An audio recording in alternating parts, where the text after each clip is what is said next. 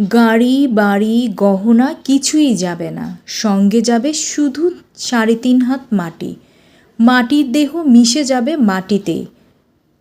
কিন্তু মানুষের অহংকার, মিথ্যাচার, দুর্ব্যবহার, পাপালিপ্তচার সব কিছুই রয়ে যাবে পৃথিবীতে। মানুষ যত বড় বাড়ি করুক, যত দামি গাড়ি চালাক, যত সোনা গহনা জমাক, শেষমেশ কিছুই তার সাথে যাবে না। মৃত্যুর পর শুধু ৩.৫ হাত মাটিই তার আসল ঠিকানা। দেহ মিশে যাবে মাটির সাথে, কিন্তু জীবনদশায় করা কাজ, ব্যবহার, কথা এসবই থেকে যাবে মানুষের পরিচয় হিসেবে। কেউ যদি অহংকার করে, অন্যায় করে, মিথ্যা বলে, দুর্ব্যবহার করে, সেটাই মানুষ তাকে মনে রাখবে। আবার কেউ যদি ভালোবাসে, দয়া, সততা আর মানবতার কাজ করে যায়, তাহলে তার নামটাই অমর হয়ে থাকবে। তাই আসল সম্পদ হলো আমাদের আচরণ, কর্ম। গাড়িতে মরিচা পড়ে যাবে, গহনায় অন্যের হয়ে যাবে, টাকা শেষ পর্যন্ত কার যে হবে, কার কাছে যে যাবে বলা যায় না। কিন্তু আমাদের ভালো মন্দের কাজ কখনোই হারিয়ে যাবে না। এটা অমর হয়ে থাকবে এবং স্মরণীয় হয়ে থাকবে, মানুষের কাছে অহংকার হয়ে থাকবে। তাই অহংকার না করে বিনয়ী হওয়া, মিথ্যা না বলে সত্য বলা, কষ্ট না দিয়ে ভালোবাসা দেওয়া মানুষের আসল সম্পদ। ৩.৫ হাত মাটি, বাড়ি গাড়ি গহনা কিছুই তো নয়, শেষ ঠিকানা যায়নি সঙ্গী হয়ে কেউ। মাটির দেহ মিশে যাবে মাটিতেই, রয়ে যাবে শুধু কর্ম, কথার রূপে। অহংকার ভেঙে যায়, সম্পদ মান হয়, সত্যের আলো চিরকাল দীপ্ত হয়।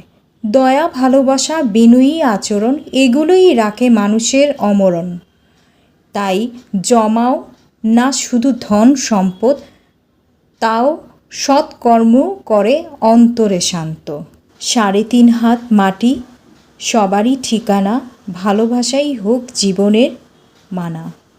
একটা সত্যি কথা বলতে কি, আমরা সবসময় চিন্তা করি কিভাবে উন্নতি করব, কিভাবে কাউকে ঠকিয়ে একটু ভালো থাকা যায়। অর্থ, লোভ, লালসা, মিথ্যা সব কিছুই আমাদের মধ্যে থাকে। তবে আমরা মানুষ, আমরা তো ভালো থাকতে চাবই। হ্যাঁ, সেই ভালো থাকা চাওয়ার মধ্যেও কিছু নম্রতা, কিছু ভদ্রতা, কিছু বিনয়িতা, কিছু সংযম, কিছু সত্যতা, কিছু নিষ্ঠ একাগ্রতা সব কিছুই থাকতে হয়। কষ্ট করে সব কিছু অর্জন করতে হয়। যদি সহজেই সব কিছু পাওয়া যায়, মিথ্যাচার দিয়ে, অন্যায় করে, ভুলভ্রান্তি বলে, তাহলে সেই পাওয়াটা সঠিক নয়। আমাদের ভালো থাকার জন্য, বেঁচে থাকার জন্য অবশ্যই লড়াই করতে হবে, কিন্তু সেটা অবশ্যই একটা সীমানার মধ্যে থাকতে হবে। আর এই সব কিছু নিয়ে একসময় আমাদের বিচলিত হওয়া যাবে না। আমরা সবসময় চিন্তা করতে হবে, অন্যের উপকার করতে হবে। আমাদের এই চিন্তাধারা, ভালো কর্ম সবই রয়ে যাবে, কিন্তু থেকে যাবে শুধু আমাদের যে আচরণ, আমরা যে মানুষের সাথে মিথ্যাচার করেছি সেটুকুই। আমরা কিছুই নিয়ে যেতে পারবো না, কিছুই সাথে করে যাবে না। না যাবে অলংকার, না যাবে গাড়ি, না যাবে বাড়ি, না যাবে সম্পদ, না যাবে ড্রেস, কিছুই যাবে না। যাবে শুধু এই মাটির দেহ।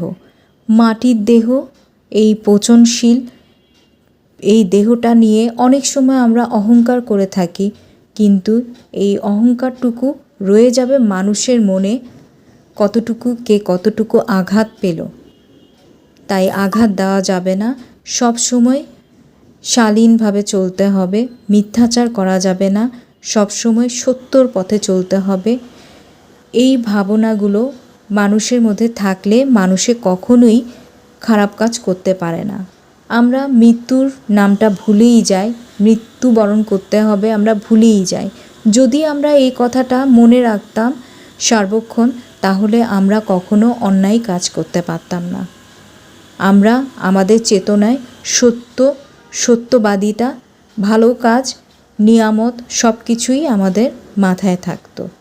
তো আজকে তোমাদের সাথে গল্প করতে করতে আমি কিন্তু অনেক সুন্দর এবং মজাদার একটা রান্না রেঁধে ফেলেছি, আর সেটা হচ্ছে সর্ষে ইলিশ। আর এখন তো ইলিশের সিজন, আর এই ইলিশের সিজনে কিন্তু সর্ষে ইলিশ, ইলিশ ভাজা, সর্ষে মাছের কোপ্তা, সর্ষে মাছের ইলিশ মাছের ভর্তা, তারপরে মাথা দিয়ে কচু দিয়ে রান্না করা, এই আইটেমগুলো কিন্তু খুব ভালো চলে। তো আজকে আমি রান্না করে নিয়েছি ইলিশ মাছে দিয়ে সর্ষে ইলিশ। খেতে অসাধারণ লাগে, আর এই রেসিপিটি আমার খুবই ভালো লাগে। তোমাদের যদি ভালো লাগে কিংবা রেসিপি জানতে চাও, অবশ্যই আমাকে কমেন্ট করে জানাবে। আমি এই রেসিপিটি তোমাদের জন্য অবশ্যই দিব, যদি তোমরা পেতে চাও বা জানতে চাও। আর আমার এই কথাগুলোর মধ্যে অনেক হয়তো ফ্লাম্বিং হয়, তো ক্ষমা দৃষ্টিতে দেখবা অবশ্যই, কারণ তোমাদের এই ক্ষমা দৃষ্টিতে দেখে একটা ছোট্ট কমেন্ট পেতে আমার খুব ভালো লাগে, আর আমার এই কাজের উৎসাহটাও অনেকটাই বেড়ে যায়। তো আজকের মতো এখানেই, আল্লাহ হাফেজ। সবাই অনেক অনেক ভালো থাকবা এবং আমার জন্য, আমার পরিবারের জন্য দোয়া করবা, এবং আমার এই ছোট্ট চ্যানেলটার একটু যদি সম্ভব হয় সবাই একটু সাবস্ক্রাইব করে পাশে থাকবা। তো আল্লাহ হাফেজ।